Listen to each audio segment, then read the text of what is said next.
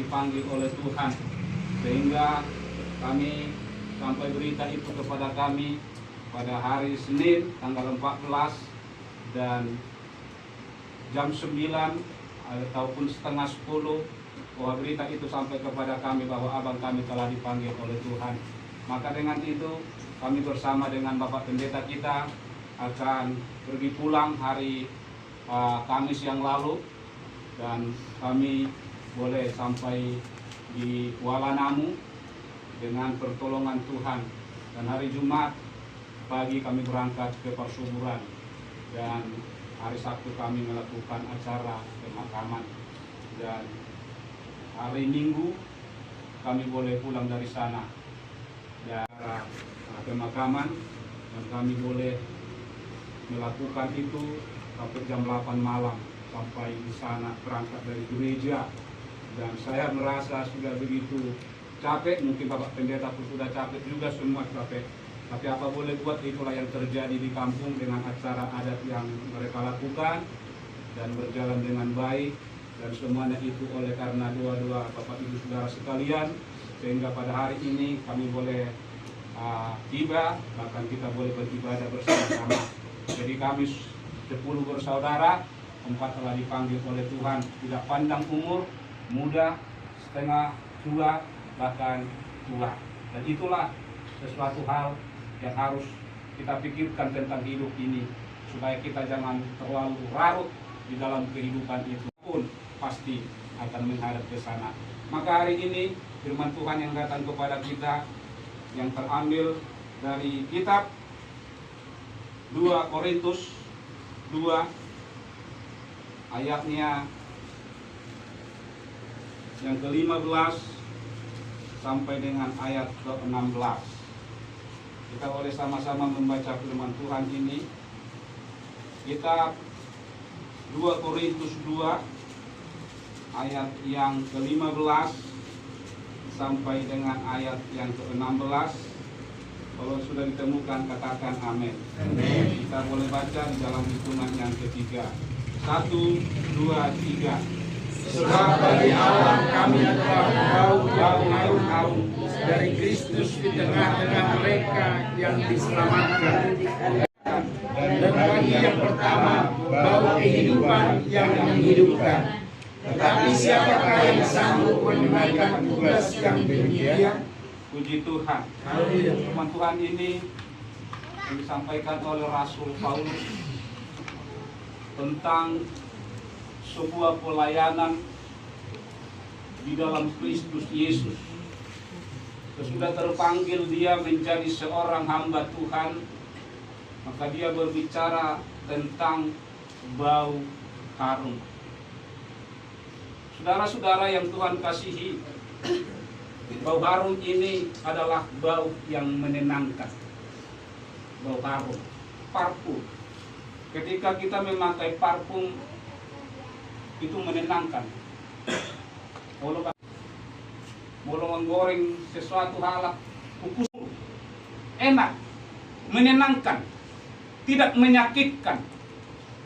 Nah, Paulus di Makedonia memberitakan kebenaran Allah sehingga banyak orang yang menyenangkan. Banyak orang yang suka atas firman Tuhan yang disampaikan oleh Paulus di sana. Maka banyak orang berbondong-bondong ke sana mendengar tentang Kristus, tentang Yesus. Pernahkah saudara melihat ketika seseorang berfirman, memberitakan firman, atau ketika seseorang melayani, saudara merasa tidak enak melihat? Kenapa? Ada sebuah hal yang terjadi di sana membuat kita itu menjadi merasa risih di sana. Maka yang menjadi judul firman Tuhan ini adalah hidup yang menyebarkan keharuman Kristus. Kita telah dipanggil oleh Tuhan tidak sekedar hanya biasa-biasa saja, tetapi kita telah dipanggil oleh Tuhan untuk menebarkan keharuman Kristus. baik itu di dalam keluarga, di dalam pekerjaan, baik itu di dalam gereja, baik itu dimanapun kita berada, maka kita dituntut oleh Tuhan untuk menebarkan.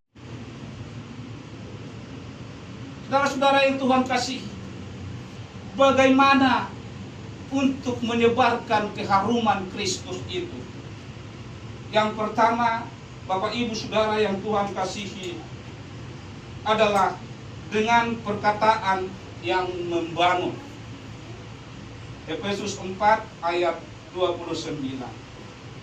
Janganlah ada perkataan kotor keluar dari mulutmu, tetapi pakailah perkataan yang baik untuk membangun, di mana perlu, supaya mereka yang mendengarnya beroleh kasih karunia.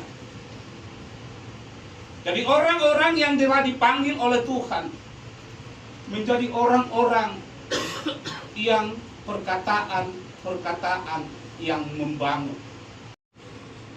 Bukan sikap atau perbuatan tingkah laku yang merusak, tetapi akan membangun kepada hal-hal yang berdampak ke arah Kristus di dalam setiap kehidupan kita. Maka seringkali bahwa firman Tuhan ini, kata-kata kita bisa menjadi parfum, menenangkan, tetapi bisa juga menjadi racun karena keluar perkataan-perkataan yang tidak membangun.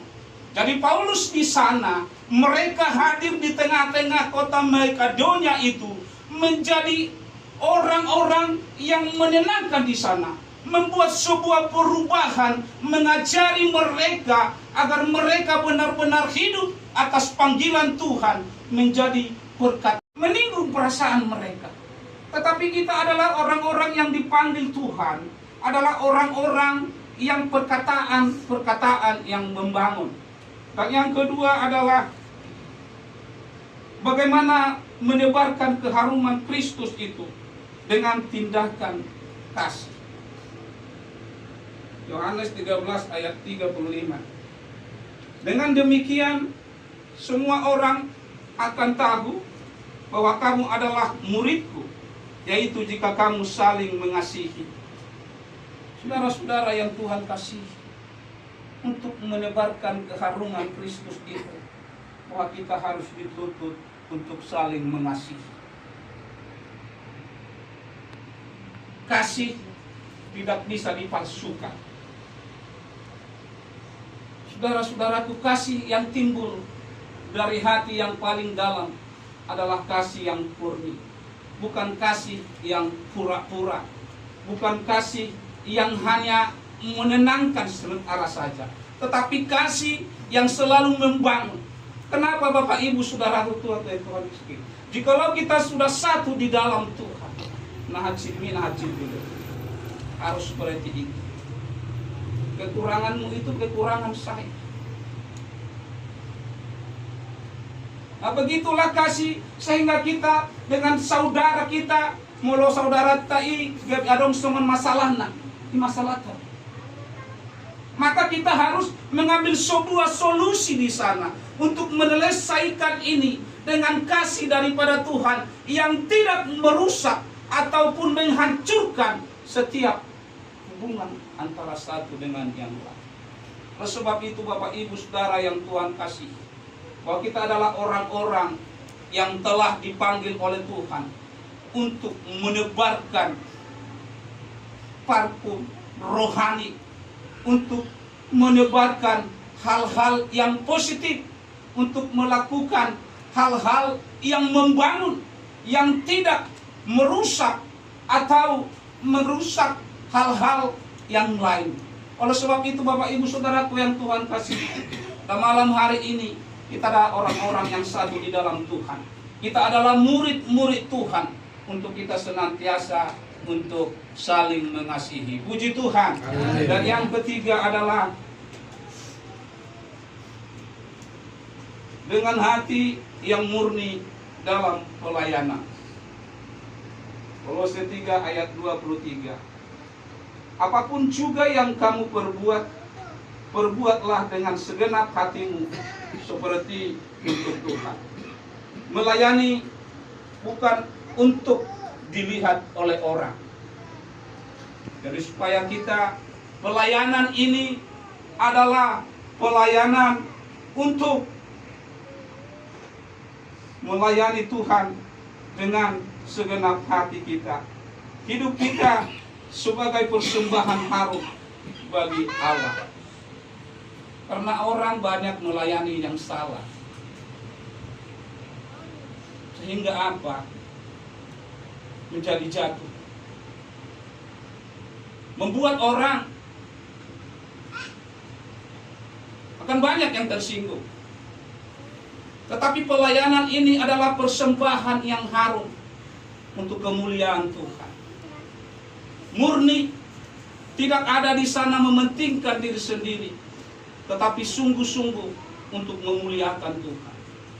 Paulus dengan tegas berkata di sana, supaya pelayanan mereka adalah untuk membuat suatu bau harum di hadapan Tuhan.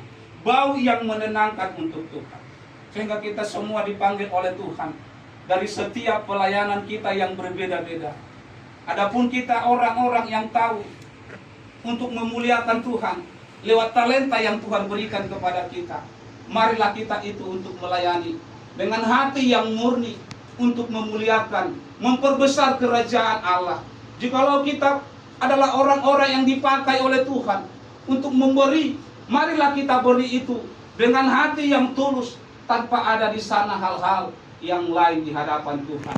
Jikalau Tuhan memakai kita untuk senantiasa dipakai oleh Tuhan dengan hal-hal mengajar, mengajarlah dengan hati yang tulus dan murni, supaya menjadi berkat bagi semua orang, sehingga tubuh Kristus akan menjadi tubuh yang benar-benar dipermuliakan. Ketika firman Tuhan datang kepada kita, senantiasa mengugah setiap hati kita, pikiran kita, tingkah laku kita, sikap kita, untuk menjadi orang-orang yang benar-benar menebarkan keharuman Kristus.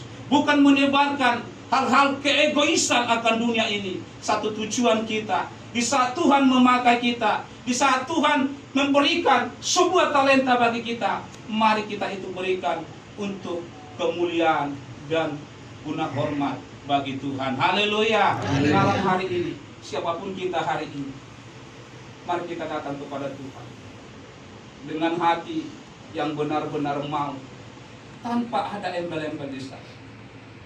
Ketika kita melayanilah dengan tulus. Ketika kamu melayanilah dengan sungguh-sungguh tanpa ada. Ketika kamu melayanilah dengan murni daripada Kristus Yesus. Sehingga itu akan berdampak bagi orang.